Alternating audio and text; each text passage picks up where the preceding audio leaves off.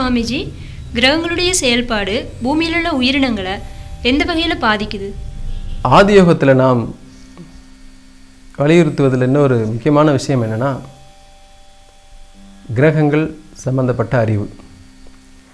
கிரகம் என்றால் என்ன, அவற்றின் செயல்பாடுகள் என்ன, கிரகங்களின் இயக்கங்கள் இந்த பூமியில் வாழக்கூடிய உயிரினங்களை அல்லது பொதுவாக மனிதனை எந்த அளவுக்கு மாற்றத்துக்கு உள்ளாக்குகிறது, உடல்நிலையிலும் மனநிலையிலும் பாதிப்பை ஏற்படுத்துகிறது என்பதை கட்டாயமாக ஒவ்வொருத்தரும் அறிந்து கொள்ள வேண்டும்.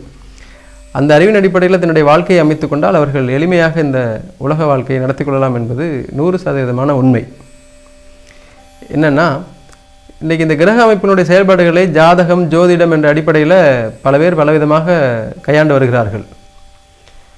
நம்ம இன்றைக்கி அறிவியல் அடிப்படையில் பார்க்க போனோம்னா, அமாவாசை என்றோ பௌர்ணமி என்றோ கடல் அலைகள் எல்லாம் கொஞ்சம் உயரமாக ஈர்க்கப்படுவதை நாம் நிரூபணம் பண்ணியிருக்கிறோம். அறிவியல் சொன்னதுக்கப்புறம் தான் அதை மக்கள் ஏற்றுக்கொள்கிறாங்க. அந்த நிலைக்கு வந்துருச்சு.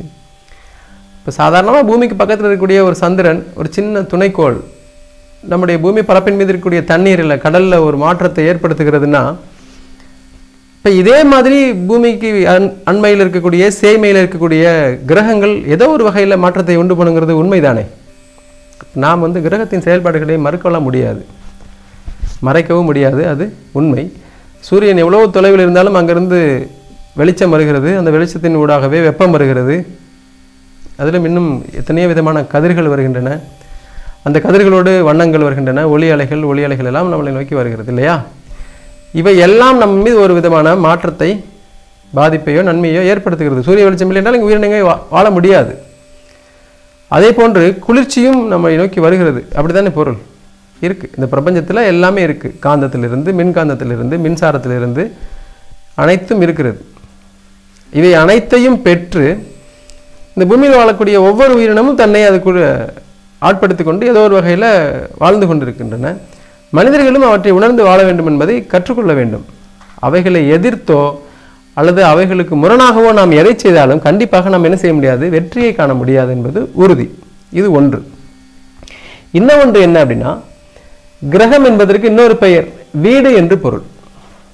அதுக்காக தான் கிரக பிரவேசத்தை வீடு புகுதல், புதுமனை புகுவிழாலாம் வச்சு வைக்கிறாங்க. இப்போ இந்த கிரக பிரவேசம் அல்லது வீடு குடிபுகுதல் அப்படிங்கக்கூடியது என்னன்னா, இது வேறொரு வீடு, வேறொரு கிரக பிரவேசமாக இருக்க வேண்டும். இந்த கிரகம் என்பது விக்கிரகமாக மாறுகிற பொழுது அது சிறப்பான வீடாக பெயர் பெறுகிறது. கிரகம் என்றால் வீடு, விக்கிரகம் என்றால் சிறப்பான வீடு என்று பொருள். இந்த வி என்ற பதத்துக்கு சிறப்பு வாய்ந்த, மதிப்புமிக்க என்று பொருள். இப்போ நாயகர் என்றால் மிக முக்கியமானவர், விநாயகர் என்றால் இன்னும் மிக முக்கியமானவர். அப்படி ஒரு பொருள் நாம் அதை எடுத்துக்கொள்ள வேண்டும். இந்த விக்கிரகத்துக்குள் நாம் பிரவேசிக்க வேண்டும் என்றால் அது என்னன்னா, இந்த உடலுக்கு பெயரும் விக்கிரகம் என்று பெயர். இந்த விக்கிரகத்துக்குள் நாம் புக வேண்டும், பிரவேசிக்க வேண்டும். அதுதான் உண்மையான கிரக பிரவேசம். இந்த உடலை விட்டு வெளியே புகுவது என்பது இந்த உலகம் சார்ந்த அறிவும், இந்த உடலுக்கு உள்ளே புகுதல் என்பதும், இந்த கிரக பிரவேசம் என்பதும் ஆன்மீகம் சார்ந்த அறிவுமாக மாற்றம் அடைகின்றன. அதற்கு தான் கட உள் என்று சொன்னார்கள். உள்ளே கட, உள்ளே கடந்து போனால் நீ அந்த கடவுளை, அது இறைவனை நீ பார்க்கலாம் என்பதற்காக அப்படி சொன்னாங்க. இந்த விக்கிரகத்துக்குள்ளே தான் பிராணனை பிரதிஷ்டை பண்ண வேண்டும் என்று சொன்னாங்க. கல்லில் போய் பிரதிஷ்டை பண்ணுறது என்பது இயலாததும் முடியாதது ஒன்று. அது நமக்கு அது தேவையில்லாதது. அப்போ பிராண பிரதிஷ்டை என்றோ அல்லது வேறு ஏதோ ஒன்றை செய்து நாம் இறைநிலையை அடையலாம் என்று எண்ணுவது எல்லாம் நம்பிக்கையின் அடிப்படையிலேயே ஓடிவிடும். அது எதுவும் அனுபவத்துக்கோ வராது.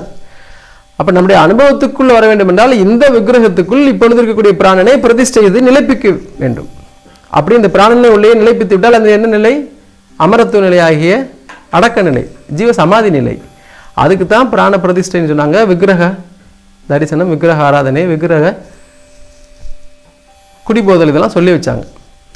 அப்போ வெளியில் இருக்கக்கூடிய கிரகம் ஒன்று, இங்கே இருக்கக்கூடிய கிரகம் ஒன்று. இந்த ரெண்டு கிரகத்தை பற்றிய அறிவும் ஒரு மனிதனுக்கு கட்டாயம் வேணும். இந்த அறிவு அவன் தெரிந்து கொண்டால் இந்த உலகத்தில் வாழுகிற பொழுது அவன் எளிமையாக வாழ்வதற்கு இன்னொரு வாய்ப்பு ஏற்படும். அந்த வாய்ப்பு என்னன்னா, இந்த கிரகத்தின் அடிப்படையில் இந்த பூமியில் வாழும்போது எப்படி நாம் வீடு கட்டி கொள்ள வேண்டும், எந்த விதமான அமைப்பில் வீடை கட்டிக்கொள்ள வேண்டும், நம்முடைய இறந்த கால வாழ்க்கை எப்படிப்பட்டது, எதிர்கால வாழ்க்கையில் நாம் எதை திட்டமிட்டுக் கொள்ள வேண்டும் என்ற அனுபவ அறிவு. அதற்கப்புறம் நம்முடைய ஆன்மாவை எப்படி வைத்துக்கொள்ள வேண்டும், அந்த ஆன்ம கல்வியை எப்படி கற்றுக்கொள்ள வேண்டும், இது அடுத்த நிலை. அதற்கு அப்புறமாகத்தான் நாம் இந்த உலகத்தில் வாழ்வதற்கு, பொருள் ஈட்டுவதற்கு எதை செய்ய வேண்டும் என்ற 4வது கல்வி. அது கல்வியாகவோ படிப்பாகவோ எடுத்துக்கொள்ளலாம். ஆக இந்த 4 தான் கல்வி என்ற அடிப்படையில் ஒருவன் கற்றுக்கொள்ள வேண்டியதும் கிரகங்கள் பற்றி அவன் தெரிந்து கொள்ள வேண்டியதுமாக கட்டாயமானவை. எதை? ஒன்று, இந்த உலகத்தில் அல்லது இந்த பூமியில் வாழ்கிற பொழுது நாம் அமைத்துக் கொள்ளக்கூடிய வீட்டின் அமைப்பு. அடுத்து நாம் நம்முடைய வாழ்க்கையை திட்டமிட்டுக் கொள்வதற்கு தேவையான கிரகங்களின் சஞ்சாரம். அதற்கப்புறம் நம்முடைய இந்த கிரகத்திற்குள் புகுந்து பிராணனை பிரதிஷ்டை செய்து கொள்வதற்கான ஆன்மீக மெய்க்கல்வி. இவை 3ஐயும் கற்றுக்கொண்டதற்கு அப்புறம் நான் கற்றுக்கொள்ள வேண்டியதுதான் இந்த உலகத்தில் வாழ்வதற்கு தேவையான, பொருளீட்டுவதற்கு தேவையான ஒரு படிப்பு அல்லது ஒரு தொழில். இதுதான் 4வது. இவைகளை கற்றுக்கொள்ளாமல் நாம் பொருளீட்டுவதை மட்டுமே முக்கிய குறிக்கோளாக கொண்டு வாழ்ந்தோம் என்றால் இந்த 3லும் தோல்வி அடைந்து விடுவோம். வாழ்க்கையின் 3/4 பகுதியை பொருளீட்டுவதிலே செலவழித்து ஆரோக்கியத்தை இழந்து, ஆனந்தத்தை இழந்து, ஏதோ கொஞ்சம் பொருளை சம்பாதித்து பின்னாடி பிற்பகுதியில் இந்த சம்பாதித்த பொருளை எல்லாம் செலவு செய்து முற்பகுதியில் இழந்து போன அந்த ஆரோக்கியத்தையும் அமைதியையும் ஆனந்தத்தையும் தேடி இது எல்லாத்தையும் கரைத்து விடுவோம். ஆக ஆதி முதல் அந்த முறை நமக்கு ஆனந்தமும் இருக்காது, ஆரோக்கியமும் இருக்காது.